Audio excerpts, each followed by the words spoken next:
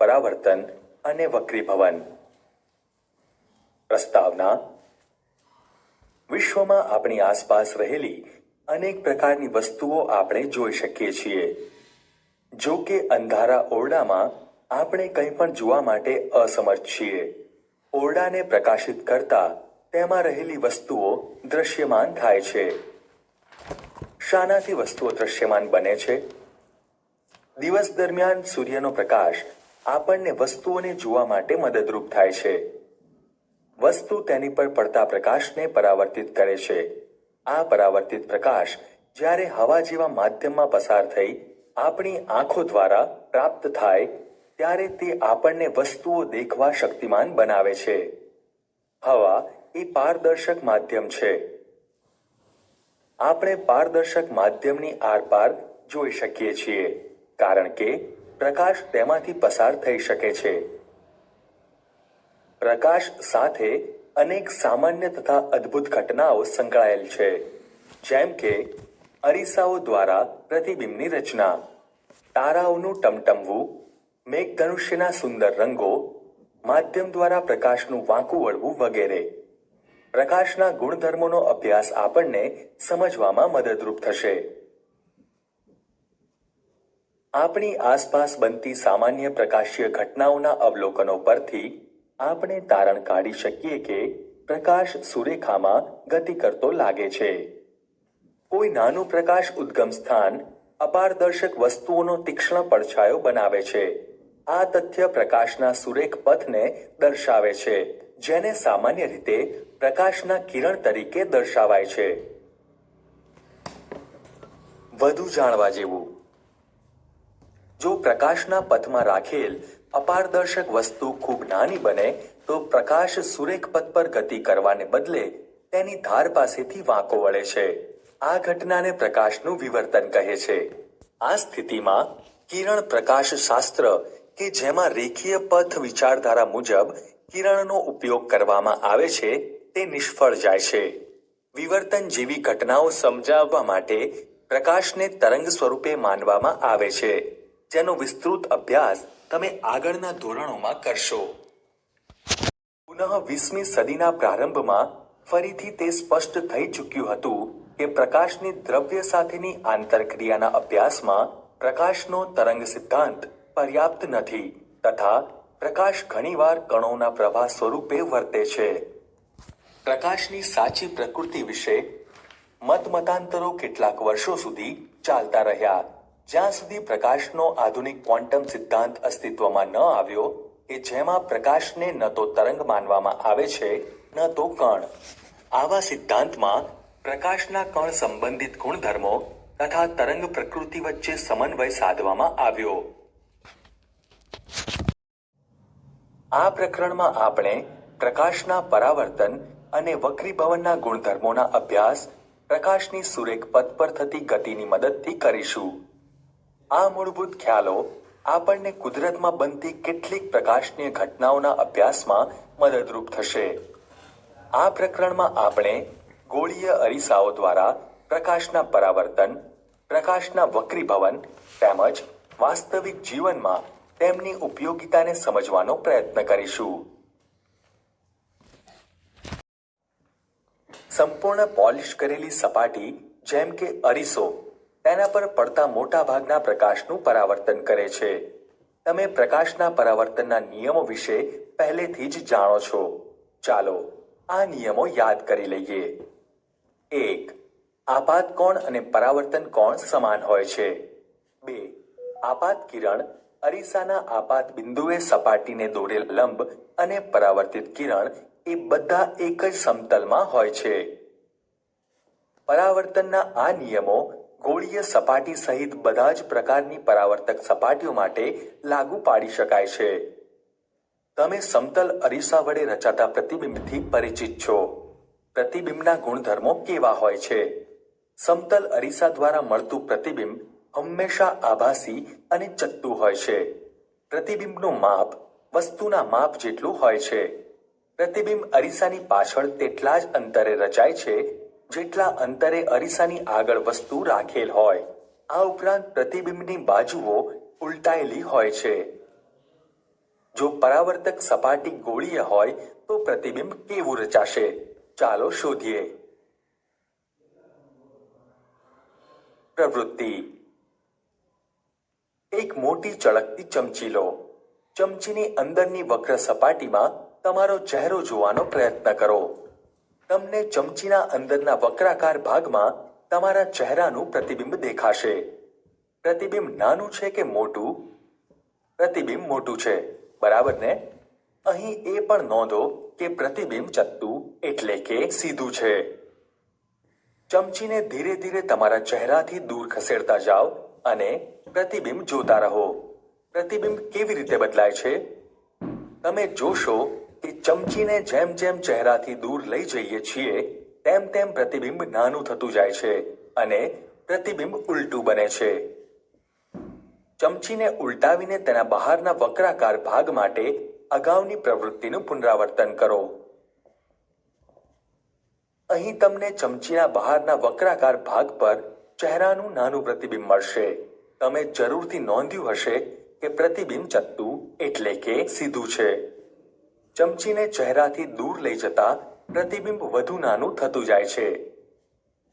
આ પ્રવૃત્તિ પરથી આપણે એવું કહી શકીએ કે ચમચીના અંદરના ભાગમાં મળતું પ્રતિબિંબ નાનું અથવા મોટું હોય છે, જ્યારે ચમચીના બહારના ભાગમાં મળતું પ્રતિબિંબ હંમેશા નાનું હોય છે. ચમચીના અંદરના ભાગમાં મળતું પ્રતિબિંબ ચત્તુ એટલે કે સીધું અથવા ઉલટું હોય છે, જ્યારે ચમચીના બહારના ભાગમાં મળતું પ્રતિબિંબ હંમેશા ચત્તુ એટલે કે સીધું જ હોય છે. ચળકતી ચમચીની વક્ર સપાટીને વક્ર અરીસા તરીકે ગણી શકાય. સૌથી વધુ ઉપયોગમાં આવતા વક્ર અરીસા તરીકે ગોળીય અરીસા છે. આ પ્રકારના અરીસાઓની પરાવર્તક સપાટી કોઈ ગોળાના પૃષ્ઠનો એક ભાગ ગણી શકાય. આવા અરીસાઓ કે જેના પરાવર્તક પૃષ્ઠ ગોળીય હોય તેને ગોળીય અરીસા કહે છે. હવે આપણે ગોળીય અરીસાઓ વિશે કંઈક વિસ્તારપૂર્વક અભ્યાસ કરીશું. અંદરની તરફ કે બહારની તરફ વક્રાકાર હોઈ શકે. ગોળીય અરીસો કે જેની પરાવર્તક સપાટી અંદર તરફ એટલે કે ગોળાના કેન્દ્ર તરફ વક્રિત હોય તેને અંતર્ગોળ અરીસો એટલે કે કોન્કેવ મિરર કહે છે. ગોળીય અરીસો કે જેની પરાવર્તક સપાટી બહારની તરફ વક્રાકાર હોય તેને બહિર્ગોળ અરીસો એટલે કે કોન્વેક્સ મિરર કહે છે. આ અરીસાઓનું રેખીય નિરૂપણ અહીં દર્શાવેલ છે. આકૃતિમાં નોંધો કે અરીસાઓના પાછળના ભાગને છાयांकित કરેલ છે. હવે તમે સમજી શકશો કે ચમચીની અંદર તરફની વક્ર સપાટી લગભગ અંતર્ગોળ અરીસા જેવી અને ચમચીની બહાર તરફ ઉપસેલી સપાટી લગભગ બહિર્ગોળ અરીસા જેવી છે. ગોળીય અરીસાઓ વિશે વધારે સમજૂતી મેળવતા પહેલા આપણે કેટલાક પદોના અર્થ, પરિચય અને સમજૂતી મેળવવાની જરૂર છે. આ પદો ગોળીય અરીસાઓની ચર્ચા કરતી વખતે સામાન્ય રીતે ઉપયોગમાં લેવામાં આવે છે. ગોળીય અરીસાની પરાવર્તક સપાટીના કેન્દ્રને અરીસાનું ધ્રુવ કહે છે. તે અરીસાના પૃષ્ઠ પર આવેલ હોય છે. ધ્રુવને સામાન્ય રીતે કેપિટલ P અક્ષર વડે દર્શાવવામાં આવે છે. ગોળીય અરીસાની પરાવર્તક સપાટી એક ગોળાનો ભાગ છે. આ ગોળાને કેન્દ્ર હોય છે. આ કેન્દ્રને ગોળીય અરીસાનું વક્રતા કેન્દ્ર કહે છે. તેને મૂળાક્ષર કેપિટલ C વડે દર્શાવાય છે. અહીં ખાસ નોંધો કે વક્રતા કેન્દ્ર એ અરીસાનો ભાગ નથી, તે પરાવર્તક સપાટીની બહાર આવેલું હોય છે. અંતર્ગોળ અરીસાનું વક્રતા કેન્દ્ર તેની આગળ તરફ આવેલું છે, જો કે બહિર્ગોળ અરીસાના કિસ્સામાં તે અરીસાની પાછળ આવેલું હોય છે. આ હકીકત તમે અહીં જોઈ શકો છો. ગોળીય અરીસાની પરાવર્તક સપાટી જે ગોળાનો ભાગ છે તેની ત્રિજ્યાને અરીસાની વક્રતા ત્રિજ્યા કહે છે. તેને મૂળાક્ષર કેપિટલ R વડે દર્શાવાય છે. તમે નોંધો કે અંતર PC વક્રતા ત્રિજ્યા R જેટલું છે. ગોળીય અરીસાના ધ્રુવ તથા વક્રતા કેન્દ્રમાંથી પસાર થતી એક સુરેખા કલ્પો. આ કાલ્પનિક રેખાને અરીસાની મુખ્ય અક્ષ કહે છે. યાદ રાખો કે મુખ્ય અક્ષ અરીસાના ધ્રુવ પાસે અરીસાને લંબ હોય છે. ચાલો આપણે અરીસા સાથે સંકળાયેલ એક મહત્વપૂર્ણ પદને પ્રવૃત્તિ દ્વારા સમજીએ. પ્રવૃત્તિ. ચેતવણી. સૂર્ય તરફ પ્રત્યક્ષ કે સૂર્યપ્રકાશને પરાવર્તિત કરતા અરીસામાં ન જુઓ, તેનાથી તમારી આંખો ખરાબ થઈ શકે છે. એક અંતર્ગોળ અરીસાને તમારા હાથમાં પકડી તેની પરાવર્તક સપાટીને સૂર્ય તરફ રાખો. અરીસા દ્વારા પરાવર્તિત થતા પ્રકાશને અરીસાની પાસે રાખેલ એક કાગળના પાના પર આપાત કરો.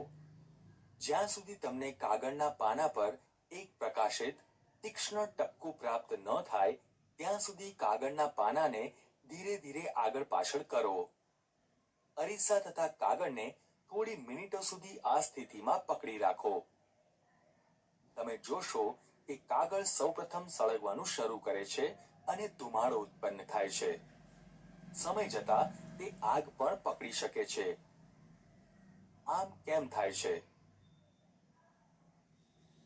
સૂર્યમાંથી આવતો પ્રકાશ અરીસા દ્વારા તીક્ષ્ણ પ્રકાશિત ટપકા સ્વરૂપે એક બિંદુ પર કેન્દ્રિત થાય છે. વાસ્તવમાં કાગળના પાના પર પ્રકાશનું આ ટપકું સૂર્યનું પ્રતિબિંબ છે. અહીં જે બિંદુ પર ટપકા સ્વરૂપે સૂર્યનું પ્રતિબિંબ પ્રાપ્ત થાય છે તે બિંદુને અંતર્ગોળ અરીસાનું મુખ્ય કેન્દ્ર કહે છે.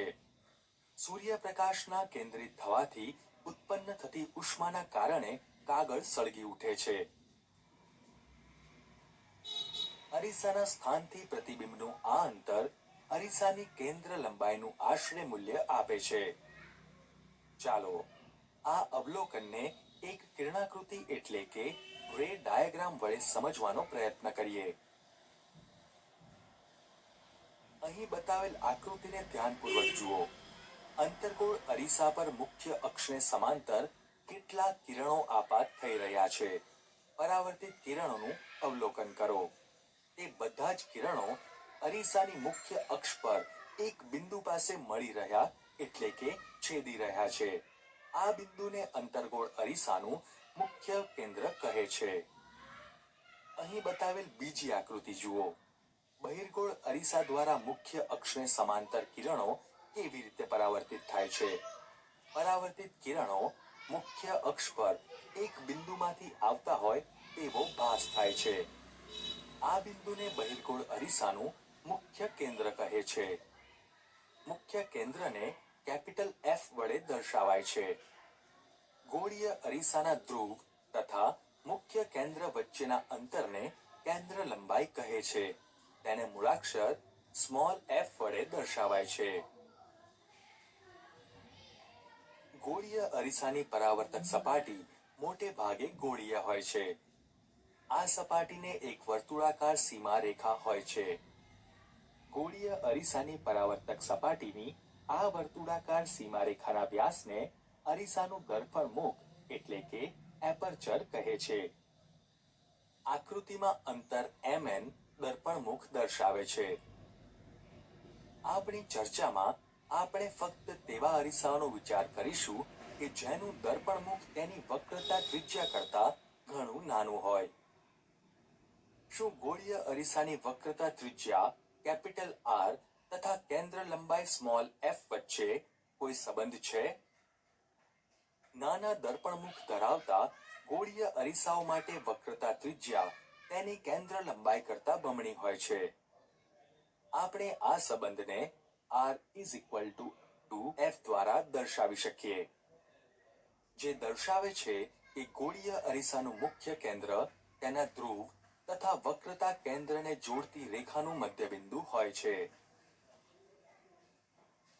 ગોળીય અરીસાઓ વડે રચાતા પ્રતિબિંબ.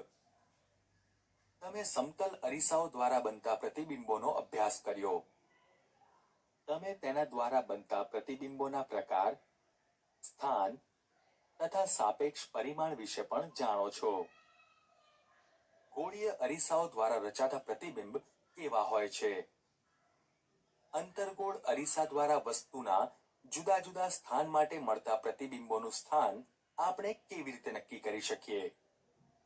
શું આ પ્રતિબિંબ વાસ્તવિક છે કે આભાસી? શું તે મોટા છે, નાના છે કે સમાન પરિમાણ ધરાવે છે?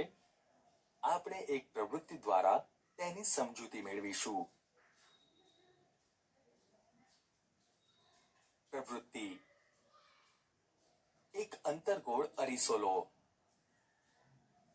અગાઉ કરેલ પ્રવૃત્તિ પ્રમાણે અંતર્ગોળ અરીસા વડે કાગળ પર સૂર્યનું તીક્ષ્ણ પ્રકાશિત પ્રતિબિંબ મેળવી અરીસાની આશરે કેન્દ્ર લંબાઈ શોધો.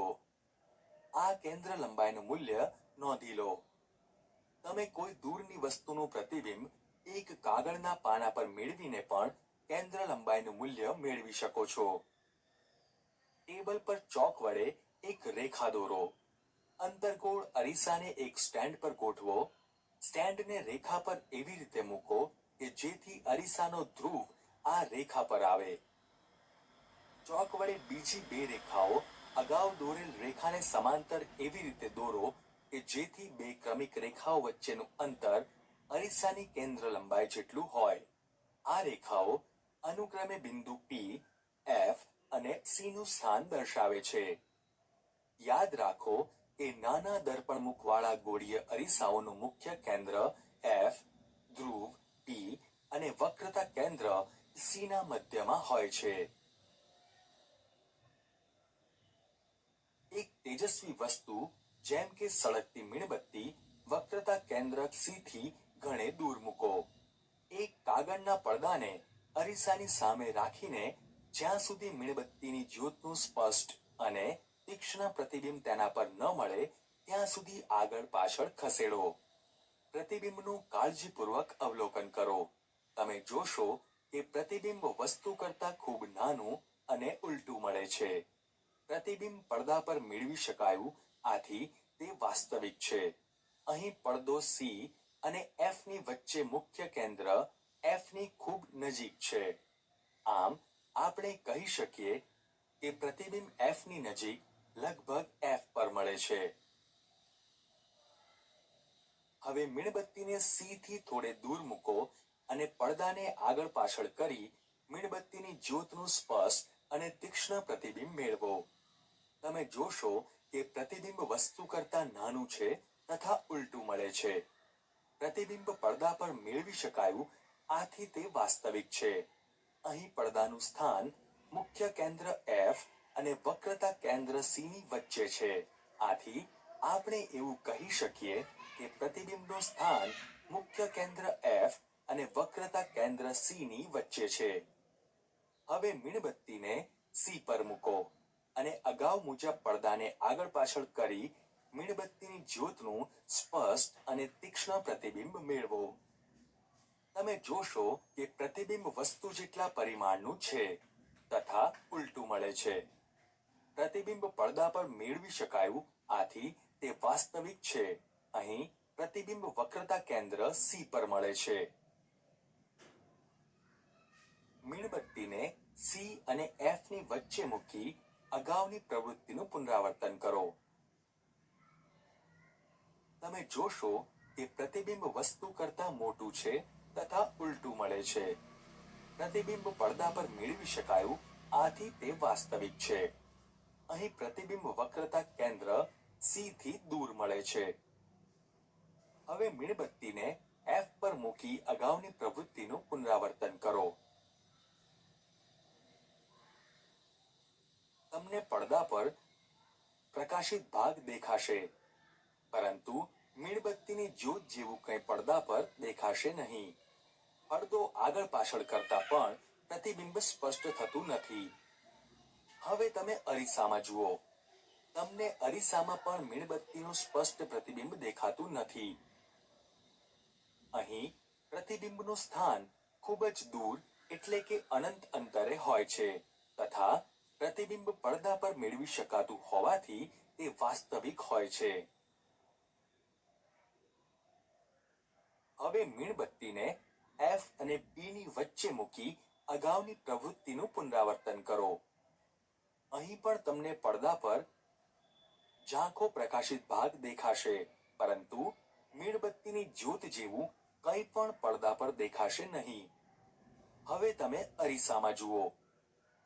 વખતે તમને અરીસામાં મીણબત્તીની જ્યોતનું સીધું એટલે કે ચત્તું અને વિવર્ધિત પ્રતિબિંબ દેખાશે. અહીં પ્રતિબિંબ અરીસામાં પાછળની તરફ મળે છે અને પડદા પર મેળવી શકાતું નથી. આથી આ પ્રતિબિંબ કાલ્પનિક એટલે કે આભાસી છે. ચાલો હવે આપણે આ પ્રવૃત્તિ દરમિયાન લીધેલા અવલોકનોને એક કોષ્ટકમાં નોંધીએ. વસ્તુ સી થી ઘણે દૂર એટલે કે અનંત અંતરે હોય ત્યારે તેનું પ્રતિબિંબ અરીસાના મુખ્ય કેન્દ્ર પર મળે છે. પ્રતિબિંબનું માપ એટલે કે પ્રતિબિંબની સાઈઝ બિંદુવત હોય છે. પ્રતિબિંબ વાસ્તવિક અને ઉલટું હોય છે. વસ્તુ વક્રતા કેન્દ્ર સી થી થોડે દૂર હોય ત્યારે તેનું પ્રતિબિંબ એફ અને સી ની વચ્ચે મળે છે. પ્રતિબિંબનું માપ વસ્તુ કરતા નાનું હોય છે. પ્રતિબિંબ વાસ્તવિક અને ઉલટું હોય છે. વસ્તુ વક્રતા કેન્દ્ર સી પર હોય ત્યારે તેનું પ્રતિબિંબ પણ વક્રતા કેન્દ્ર સી પર મળે છે. પ્રતિબિંબનું માપ વસ્તુ જેટલું હોય છે. પ્રતિબિંબ વાસ્તવિક અને ઉલટું હોય છે. વસ્તુ સી અને એફ ની વચ્ચે હોય ત્યારે તેનું પ્રતિબિંબ સી થી દૂર મળે છે. પ્રતિબિંબનું માપ વસ્તુ કરતા મોટું હોય છે. પ્રતિબિંબ વાસ્તવિક અને ઉલટું હોય છે. વસ્તુ મુખ્ય કેન્દ્ર એફ પર હોય ત્યારે તેનું પ્રતિબિંબ અનંત અંતરે મળે છે. પ્રતિબિંબનું માપ વસ્તુ કરતા ખૂબ જ મોટું હોય છે. પ્રતિબિંબ વાસ્તવિક અને ઉલટું હોય છે. વસ્તુ એફ અને પી ની વચ્ચે હોય ત્યારે તેનું પ્રતિબિંબ અરીસાની પાછળ મળે છે. પ્રતિબિંબનું માપ વસ્તુ કરતા મોટું હોય છે. પ્રતિબિંબ આભાસી અને ચત્તું હોય છે. ઉપયુક્ત પ્રવૃત્તિ તથા અવલોકન કોષ્ટકમાં તમે જોશો કે અંતર્ગોળ અરીસા દ્વારા મળતા પ્રતિબિંબનો પ્રકાર, સ્થાન અને પરિમાણ એટલે કે માપ બિંદુ પી, એફ તથા સી ની સાપેક્ષમાં વસ્તુના સ્થાન પર આધાર રાખે છે. વસ્તુના કેટલાક સ્થાનો માટે મળતું પ્રતિબિંબ વાસ્તવિક હોય છે. વસ્તુના બીજા કેટલાક ચોક્કસ સ્થાનો માટે તે આભાસી હોય છે. વસ્તુના સ્થાન અનુસાર પ્રતિબિંબ મોટું, નાનું કે સમાન પરિમાણનું હોય છે. કિરણાકૃતિના ઉપયોગ દ્વારા ગોળીય અરીસાઓ વડે રચાતા પ્રતિબિંબોનું નિરૂપણ.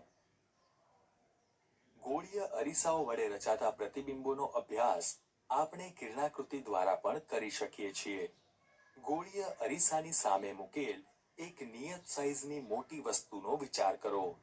આ મોટી વસ્તુનો દરેક નાનો ભાગ એક બિંદુવત વસ્તુ તરીકે કાર્ય કરે છે. આ દરેક બિંદુઓમાંથી અનંત સંખ્યામાં કિરણો ઉત્પન્ન થાય છે. વસ્તુના પ્રતિબિંબનું સ્થાન નક્કી કરવા માટે કિરણાકૃતિ બનાવતી વખતે કોઈ બિંદુમાંથી નીકળતા કિરણોની વિશાળ સંખ્યામાંથી અનુકૂળતા મુજબ કેટલાક કિરણો લઈ શકાય છે. જો કે સ્પષ્ટ કિરણાકૃતિ દોરવા માટે ફક્ત બે કિરણોનો વિચાર કરવો વધારે સગવડભર્યો છે. આ કિરણો એવા પસંદ કરવા જોઈએ કે જેની દિશા અરીસા પરથી પરાવર્તન પામ્યા બાદ સરળતાથી જાણી શકાય. કોઈ બિંદુવત વસ્તુના પ્રતિબિંબનું સ્થાન ઓછામાં ઓછા બે પરાવર્તિત કિરણોના છેદન દ્વારા મેળવી શકાય છે. પ્રતિબિંબનું સ્થાન નક્કી કરવા માટે અહીં આપેલ પૈકી કોઈ પણ બે કિરણો પર વિચાર કરી શકાય. 1. મુખ્ય અક્ષને સમાંતર દિશામાં આપાત થતું પ્રકાશનું કિરણ પરાવર્તન પામ્યા બાદ અંતર્ગોળ અરીસાના કિસ્સામાં તેના મુખ્ય કેન્દ્રમાંથી પસાર થશે અથવા બહિર્ગોળ અરીસાના કિસ્સામાં તેના મુખ્ય કેન્દ્ર પરથી વિકેન્દ્રિત થતું હોય તેવો ભાસ થશે. 2. અંતર્ગોળ અરીસાના મુખ્ય કેન્દ્રમાંથી પસાર થતું પ્રકાશનું કિરણ અથવા બહિર્ગોળ અરીસાના મુખ્ય કેન્દ્ર તરફ ગતિ કરતું હોય તેવું કિરણ પરાવર્તન પામ્યા બાદ મુખ્ય અક્ષને સમાંતર દિશામાં પરાવર્તિત થાય છે. 3. અંતર્ગોળ અરીસાના વક્રતા કેન્દ્રમાંથી પસાર થતું અથવા બહિર્ગોળ અરીસાના વક્રતા કેન્દ્રની દિશામાં ગતિ કરતું પ્રકાશનું કિરણ અરીસા પરથી પરાવર્તન પામી તે જ પથ પર પાછું ફરે છે. પ્રકાશનું કિરણ તે જ પથ પર એટલા માટે પાછું ફરે છે કારણ કે આપાત કિરણ અરીસાની પરાવર્તક સપાટીને લંબરૂપે આપાત થાય છે. 4. અરીસાની મુખ્ય અક્ષ સાથે નિશ્ચિત કોણ બનાવતી દિશામાં બિંદુ P એટલે કે અરીસાના ધ્રુવ પર આપાત થતું કિરણ અંતર્ગોળ અરીસા અથવા બહિર્ગોળ અરીસા પરથી પરાવર્તન પામી તે જ નિશ્ચિત કોણ બનાવતી દિશામાં આગળ વધે છે. આપાત બિંદુ P પાસે મુખ્ય અક્ષ સાથે સમાન કોણ બનાવતા આપાત તથા પરાવર્તિત કિરણો પરાવર્તનના નિયમોનું પાલન કરે છે. યાદ રાખો કે ઉપરના બધા જ કિસ્સાઓમાં પરાવર્તનના નિયમોનું પાલન થાય છે. આપાત બિંદુ પાસેથી આપાત કિરણ એવી રીતે પરાવર્તન પામે છે કે જેથી પરાવર્તન કોણનું મૂલ્ય આપાત કોણના મૂલ્ય જેટલું થાય. અંતર્ગોળ અરીસા વડે પ્રતિબિંબની રચના. ચાલો વસ્તુના જુદા જુદા સ્થાન માટે અંતર્ગોળ અરીસા વડે રચાતા પ્રતિબિંબના પ્રકાર, સ્થાન તથા સાપેક્ષ પરિમાણ કિરણાકૃતિની મદદથી સમજીએ. પ્રવૃત્તિ. અંતર્ગોળ અરીસાની સામે વસ્તુ 1. અનંત અંતરે હોય ત્યારે 2. C થી દૂર હોય ત્યારે 3. C પર હોય ત્યારે 4. C અને F ની વચ્ચે હોય ત્યારે 5. F પર હોય ત્યારે અને 6. F અને P ની વચ્ચે હોય ત્યારે મળતા પ્રતિબિંબોનું સ્થાન, પ્રતિબિંબોના પ્રકાર તથા સાપેક્ષ પરિમાણ જાણવા દરેક સ્થિતિ માટે કિરણાકૃતિ દોરીએ. કિસ્સો 1. વસ્તુ અંતર્ગોળ અરીસાની સામે અનંત અંતરે હોય. અરીસાની સામે અનંત અંતરે રહેલી વસ્તુ AB માંથી આવતા સમાંતર કિરણો પૈકી 3 કિરણો AD, GP અને BE ધ્યાનમાં લો. આપણે જાણીએ છીએ કે મુખ્ય અક્ષને સમાંતર આ કિરણો પરાવર્તન બાદ અરીસાના મુખ્ય કેન્દ્રમાંથી પસાર થશે. આમ અહીં પરાવર્તિત કિરણો મુખ્ય કેન્દ્રમાં છેદે છે. આથી મુખ્ય કેન્દ્ર પર વસ્તુનું બિંદુવત, ઉલટું અને વાસ્તવિક પ્રતિબિંબ રચાશે. કિસ્સો 2. વસ્તુ અંતર્ગોળ અરીસાની સામે C થી થોડે દૂર હોય.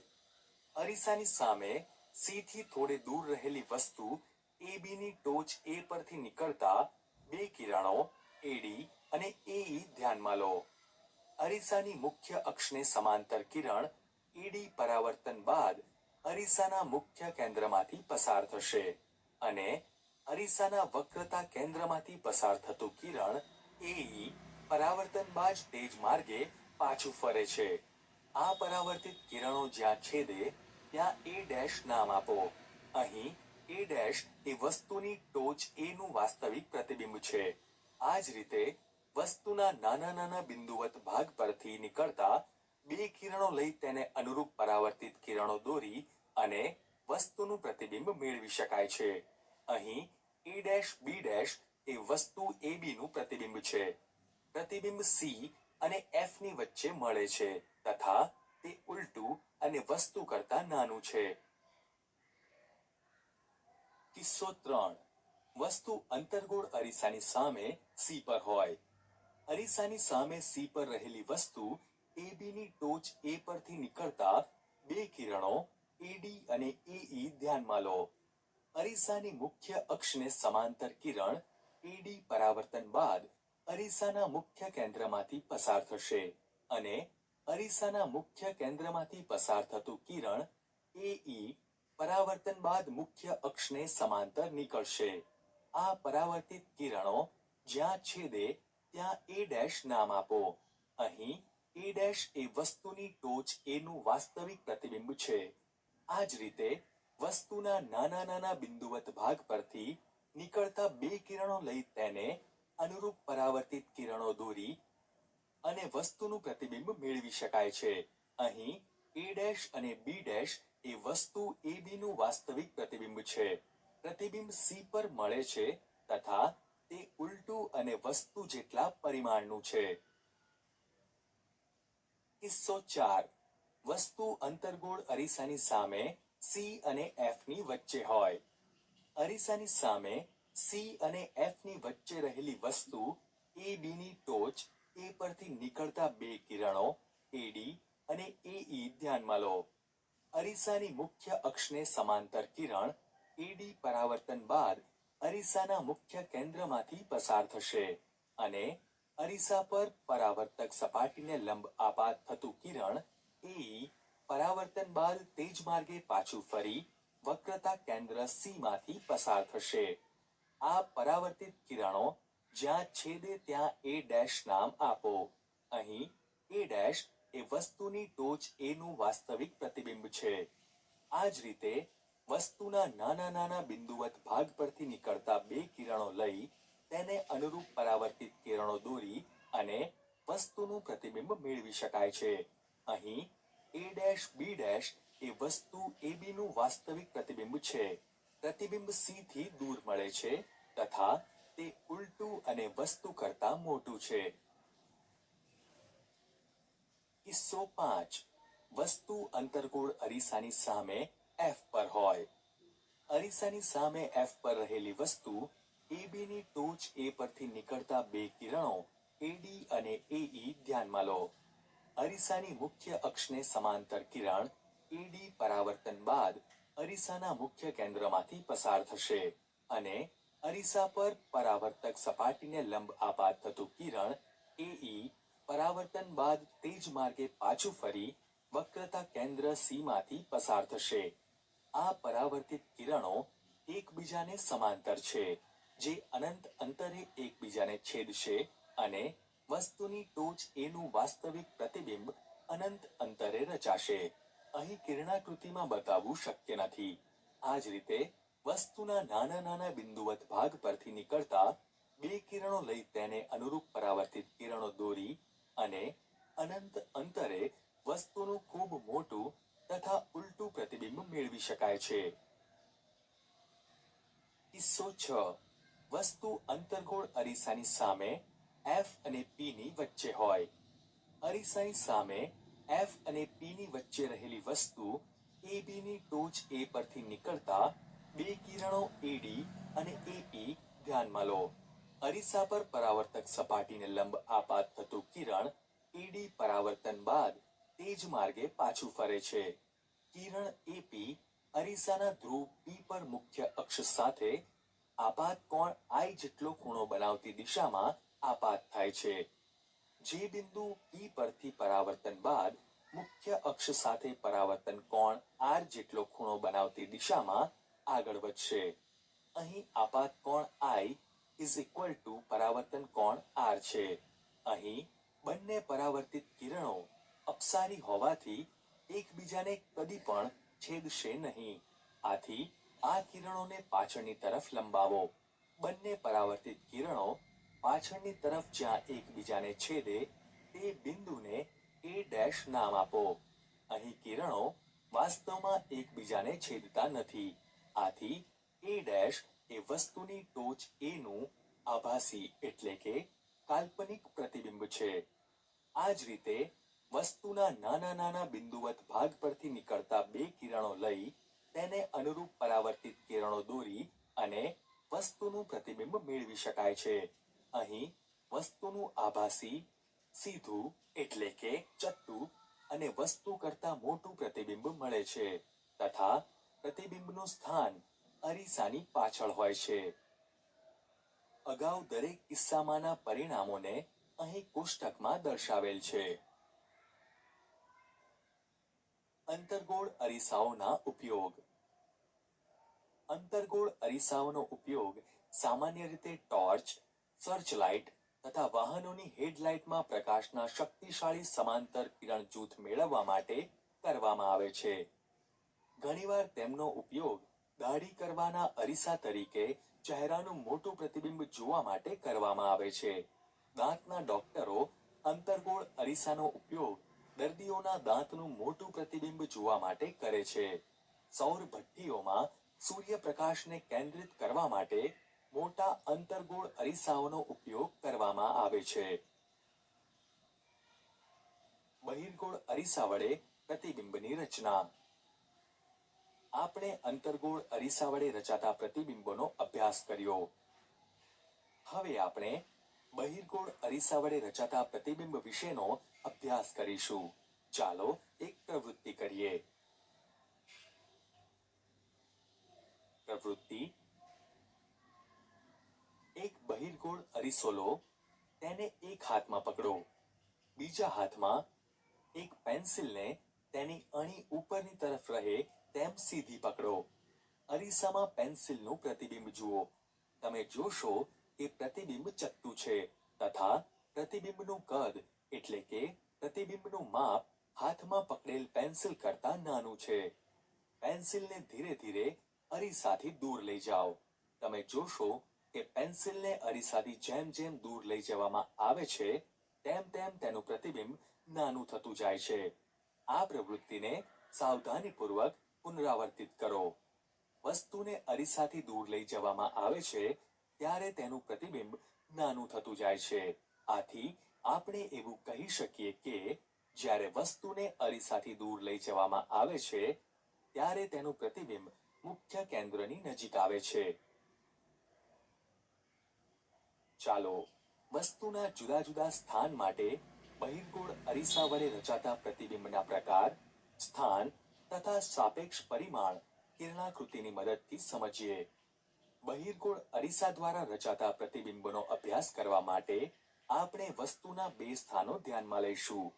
પ્રથમ સ્થિતિમાં વસ્તુ અનંત અંતરે હોય ત્યારે તથા બીજી સ્થિતિમાં વસ્તુ અરીસાથી ચોક્કસ અંતરે હોય.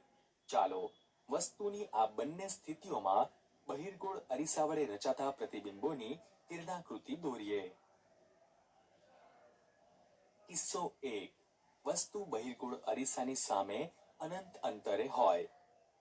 બહિર્ગોળ અરીસાની સામે અનંત અંતરે રહેલી વસ્તુ AB માંથી આવતા સમાંતર કિરણો પૈકી 3 કિરણો AD, GP અને BE ધ્યાનમાં લો. આપણે જાણીએ છીએ કે મુખ્ય અક્ષને સમાંતર આ કિરણો પરાવર્તન બાદ વિકેન્દ્રિત થાય છે. આ વિકેન્દ્રિત કિરણોને પાછળની તરફ લંબાવતા તેઓ અરીસાના મુખ્ય કેન્દ્ર પરથી વિકેન્દ્રિત થયા હોય તેવો ભાસ થાય છે. આમ અહીં પરાવર્તિત કિરણો મુખ્ય કેન્દ્ર પર વાસ્તવમાં છેદતા નથી પરંતુ છેદતા હોય તેવો ભાસ થાય છે. આથી મુખ્ય કેન્દ્ર પર વસ્તુનું બિંદુવત, સીધું એટલે કે ચત્તું અને આભાસી પ્રતિબિંબ રચાશે. કિસ્સો 2. વસ્તુ બહિર્ગોળ અરીસાની સામે અનંત અંતર સિવાયની કોઈ પણ જગ્યાએ હોય. બહિર્ગોળ અરીસાની સામે કોઈ ચોક્કસ અંતરે મૂકેલી વસ્તુ ABની ટોચ A પરથી નીકળતા બે કિરણો AD અને AE ધ્યાનમાં લો. અરીસાની મુખ્ય અક્ષને સમાંતર કિરણ AD પરાવર્તન બાદ અરીસાના મુખ્ય કેન્દ્રમાંથી વિકેન્દ્રિત થતું હોય એવી રીતે આગળ વધશે. અરીસાના વક્રતા કેન્દ્ર તરફની દિશામાં જતું કિરણ AE પરાવર્તન બાદ તે જ માર્ગે પાછું ફરશે. અહીં બંને પરાવર્તિત કિરણો એકબીજાને છેદતા નથી. આથી આ બંને કિરણોને પાછળની તરફ લંબાવો. એ જ્યાં છેદે છે ત્યાં A' નામ આપો. A' એ વસ્તુની ટોચ A નું આભાસી પ્રતિબિંબ છે. આ જ રીતે વસ્તુના નાના નાના બિંદુવત ભાગ પરથી નીકળતા બે કિરણો લઈ તેને અનુરૂપ પરાવર્તિત કિરણો દોરી અને વસ્તુનું પ્રતિબિંબ મેળવી શકાય છે. અહીં વસ્તુનું આભાસી, સીધું એટલે કે ચત્તું અને વસ્તુ કરતાં નાનું પ્રતિબિંબ મળે છે તથા પ્રતિબિંબનું સ્થાન અરીસાની પાછળ P અને F ની વચ્ચે હોય છે. વસ્તુને બીજા કોઈ ચોક્કસ અંતરે મૂકીને પ્રતિબિંબ માટે કિરણાકૃતિ દોરીએ તો પણ આપણને વસ્તુનું આભાસી, સીધું એટલે કે ચત્તું અને વસ્તુ કરતાં નાનું પ્રતિબિંબ મળે છે તથા પ્રતિબિંબનું સ્થાન અરીસાની પાછળ P અને F ની વચ્ચે જ હોય છે. અગાઉના બંને કિસ્સામાંના પરિણામોને અહીં કોષ્ટકમાં દર્શાવેલ છે. અત્યાર સુધી તમે સમતલ અરીસા, અંતર્ગોળ અરીસા તથા બહિર્ગોળ અરીસા વડે બનતા પ્રતિબિંબોનો અભ્યાસ કર્યો. આ પૈકી કયો અરીસો કોઈ મોટી વસ્તુનું આખું પ્રતિબિંબ આપશે? ચાલો એક પ્રવૃત્તિ દ્વારા તે સમજીએ. પ્રવૃત્તિ. સમતલ અરીસામાં કોઈ દૂર રહેલી વસ્તુ જેમ કે કોઈ દૂર રહેલ વૃક્ષના પ્રતિબિંબનું અવલોકન કરો. શું તમને વૃક્ષનું સંપૂર્ણ પ્રતિબિંબ જોવા મળે છે? નહીં ને? હવે અગાઉ લીધેલા સમતલ અરીસા કરતા થોડો મોટો સમતલ અરીસો લઈને તેમાં કોઈ દૂર રહેલ વૃક્ષના પ્રતિબિંબનું અવલોકન કરો. તમને હજુ પણ વૃક્ષનું સંપૂર્ણ પ્રતિબિંબ જોવા મળતું નથી, બરાબર ને? જુદી જુદી સાઈઝના સમતલ અરીસાનો ઉપયોગ કરી આ પ્રયોગનું પુનરાવર્તન કરતા તમને જણાશે કે કોઈ દૂરના વૃક્ષનું સંપૂર્ણ પ્રતિબિંબ મેળવવા મોટી સાઈઝના સમતલ અરીસાની જરૂર પડશે. અંતર્ગોળ અરીસો લઈને આ પ્રવૃત્તિનું પુનરાવર્તન કરો. શું આ અરીસો દૂરના વૃક્ષનું સંપૂર્ણ પ્રતિબિંબ દર્શાવે છે? તમે જોશો કે અંતર્ગોળ અરીસામાં દૂરના વૃક્ષનું સંપૂર્ણ અને નાનું પ્રતિબિંબ મળે છે, પરંતુ તે ઉલટું હોય છે. હવે એક બહિર્ગોળ અરીસો લઈને પ્રયત્ન કરી જુઓ. શું તમને સફળતા મળે છે? હા, બહિર્ગોળ અરીસામાં દૂરના વૃક્ષનું સંપૂર્ણ, નાનું અને ચત્તું પ્રતિબિંબ મળે છે. સમતલ અરીસામાં અરીસાની લંબાઈ તથા અરીસાથી વસ્તુના અંતરને અનુરૂપ દૂર રહેલી વસ્તુનું ચત્તું અને આભાસી પ્રતિબિંબ જોવા મળે છે. અંતર્ગોળ અરીસો વસ્તુના અંતરને અનુરૂપ વાસ્તવિક કે આભાસી વસ્તુ કરતાં નાનું કે મોટું પ્રતિબિંબ આપે છે. જ્યારે બહિર્ગોળ અરીસો હંમેશા વસ્તુનું ચત્તું, આભાસી અને વસ્તુ કરતાં નાનું પ્રતિબિંબ આપે છે. તમે એક નાના બહિર્ગોળ અરીસાની મદદથી કોઈ ઊંચી ઇમારત કે વૃક્ષનું સંપૂર્ણ પ્રતિબિંબ જોઈ શકો છો. આગ્રાના કિલ્લાની એક દિવાલ પર આવો જ એક અરીસો રાખેલ છે. બહિર્ગોળ અરીસાના ઉપયોગો. બહિર્ગોળ અરીસાનો ઉપયોગ સામાન્ય રીતે વાહનોમાં પાછળના દ્રશ્યો જોવા માટેના અરીસા એટલે કે વિંગ તરીકે કરવામાં આવે છે. આ અરીસાઓ વાહનની સાઈડ પર લગાવવામાં આવે છે, જેમાં ડ્રાઈવર તેની કે તેણીની પાછળ આવતા ટ્રાફિકને જોઈ શકે છે, જેથી તે સુરક્ષિત રીતે પોતાનું વાહન ચલાવી શકે. આપણે વાહનોમાં પાછળનું દ્રશ્ય જોવા માટેના અરીસા તરીકે બહિર્ગોળ અરીસાને પસંદ કરીએ છીએ, કારણ કે બહિર્ગોળ અરીસાઓ દ્વારા મળતા પ્રતિબિંબો હંમેશા નાના પરંતુ ચત્તા હોય છે. બહિર્ગોળ અરીસા બહારની તરફ વક્રાકાર હોવાથી તેમના દ્રષ્ટિ ક્ષેત્રો પણ વિશાળ મળે છે અને તેથી સમતલ અરીસાની સરખામણીમાં બહિર્ગોળ અરીસા ડ્રાઈવરને તેની પાછળનો બહુ મોટો વિસ્તાર દર્શાવી શકે છે.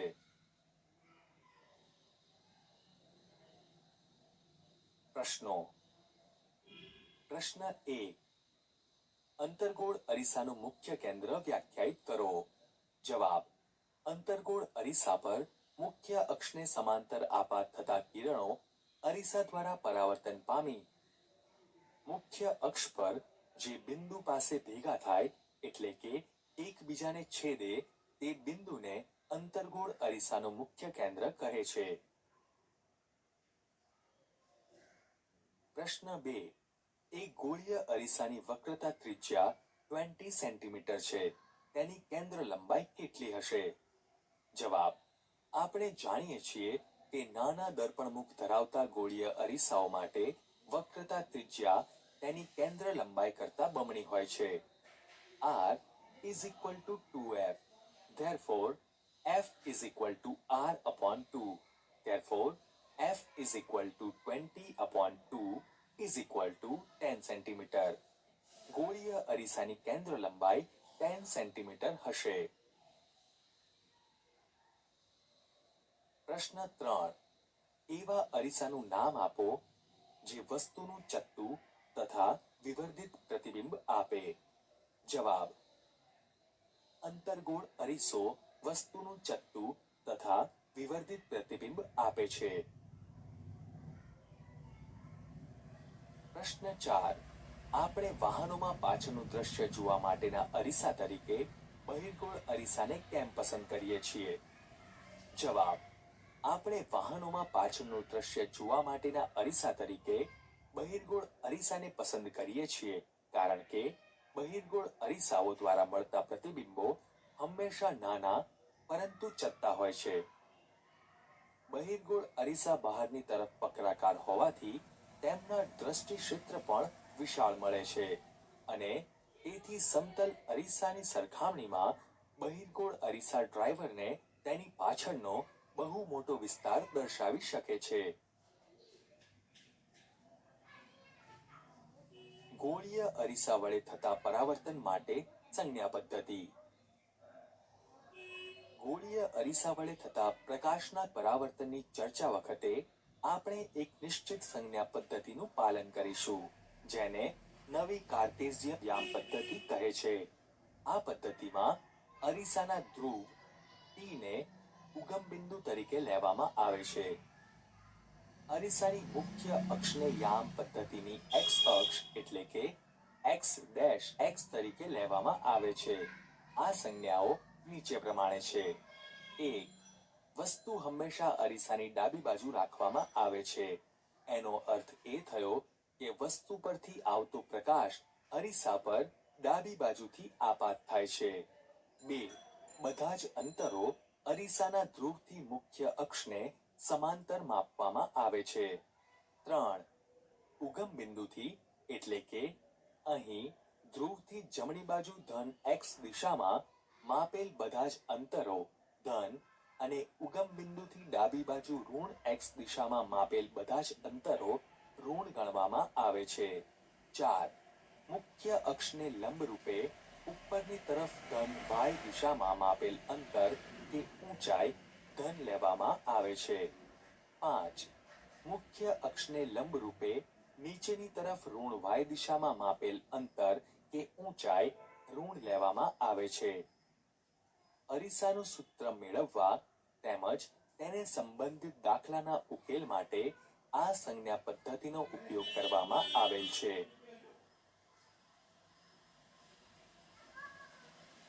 અરીસાનું સૂત્ર અને મોટવણી. ગોળીય અરીસામાં તેના ધ્રુવથી વસ્તુનું અંતર u કહેવાય છે.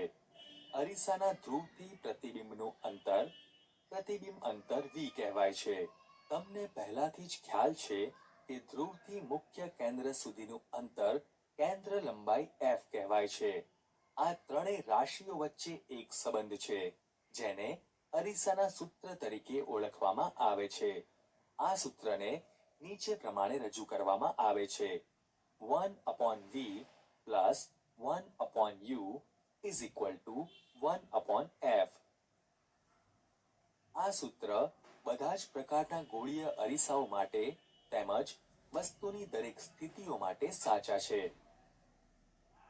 પ્રશ્નોનો ઉકેલ મેળવતી વખતે જ્યારે તમે અરીસાના સૂત્રમાં u, v, f તથા r ના મૂલ્યો મૂકો ત્યારે તમારે નવી કાર્ટેશિયન સંજ્ઞા પદ્ધતિનો ઉપયોગ ફરજિયાત કરવો જોઈએ.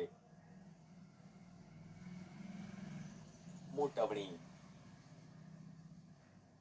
ગોળીય અરીસા દ્વારા મળતી મોટવણી વસ્તુનું પ્રતિબિંબ વસ્તુના માપની સાપેક્ષે કેટલું વિવર્ધિત છે તેનું સાપેક્ષ પ્રમાણ આપે છે.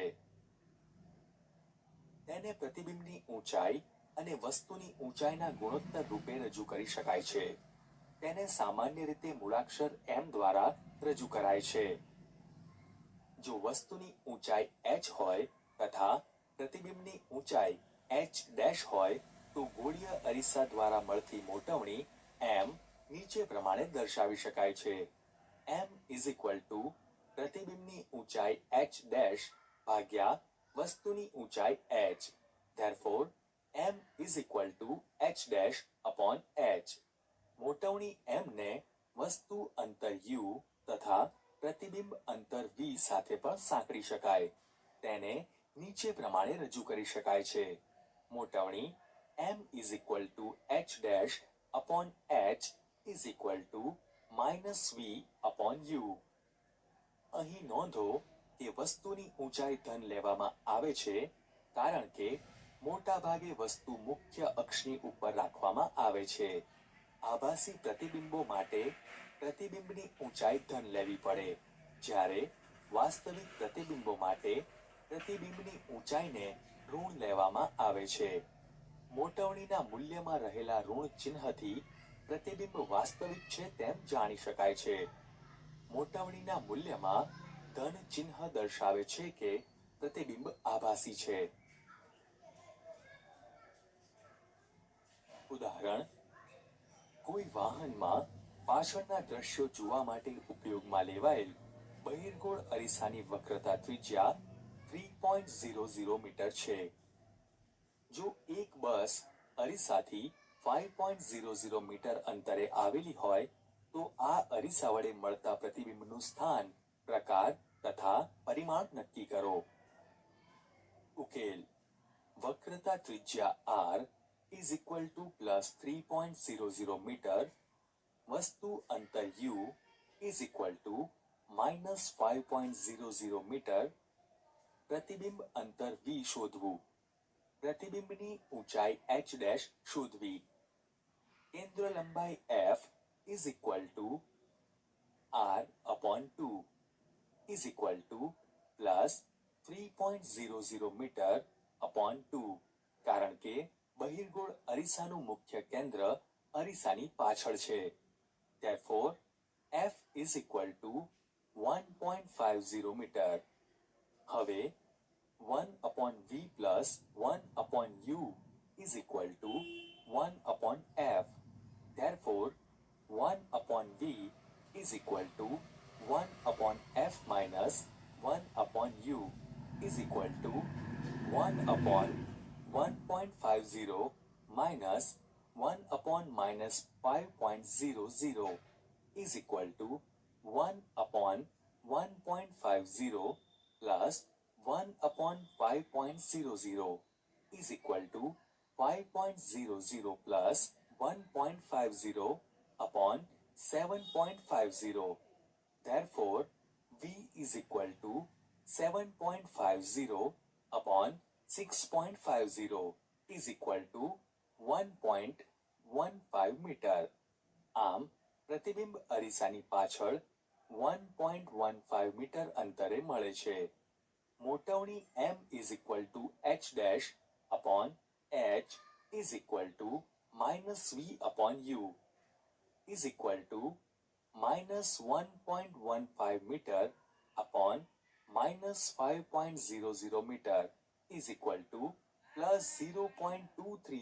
પ્રતિબિંબ આભાસી, જથ્થુ અને પરિમાણમાં વસ્તુથી 0.23 ગણું નાનું છે.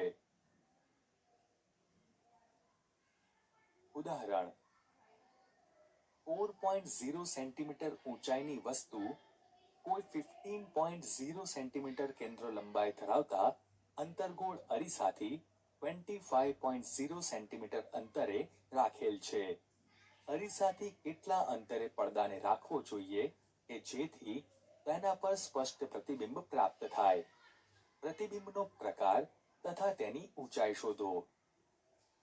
ઉકેલ: વસ્તુની ઊંચાઈ h is equal to plus 4.0 centimetre, વસ્તુ અંતર u is equal to minus 25.0 centimetre, કેન્દ્ર લંબાઈ f is equal to minus 15.0 centimetre, પ્રતિબિંબ અંતર v શોધવું, પ્રતિબિંબની ઊંચાઈ h ડેશ શોધવી.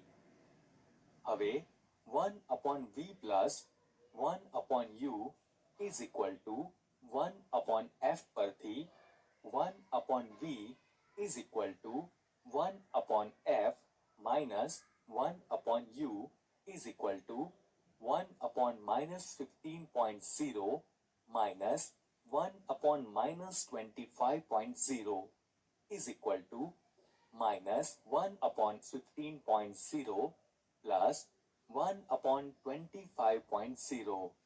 Therefore, 1 upon v is equal to minus 5.0 plus 3.0 upon 75.0 is equal to minus 2.0 upon 75.0.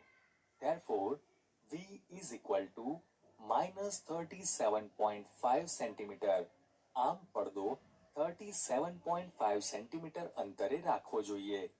પ્રતિબિંબ વાસ્તવિક છે તથા મોટવણી m is equal to h dash upon h is equal to minus v upon u. Therefore, h dash is equal to minus v into h upon u is equal to minus 37.5 centimeter into 4.0 centimeter upon minus 25.0 centimeter. Therefore, પ્રતિબિંબની ઊંચાઈ h dash is equal to minus 6.0 centimeter. પ્રતિબિંબ ઉલટું અને વિવર્તિત છે.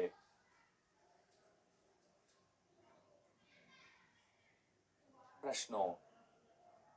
પ્રશ્ન 32 centimetre વક્રતા ત્રિજ્યા ધરાવતા બહિર્ગોળ અરીસાની કેન્દ્ર લંબાઈ શોધો. જવાબ. આપણે જાણીએ છીએ કે નાના દર્પણમુખ ધરાવતા ગોળીય અરીસાઓ માટે વક્રતા ત્રિજ્યા તેની કેન્દ્ર લંબાઈ કરતા બમણી હોય છે. R is equal to 2f. Therefore, f is equal to r upon 2.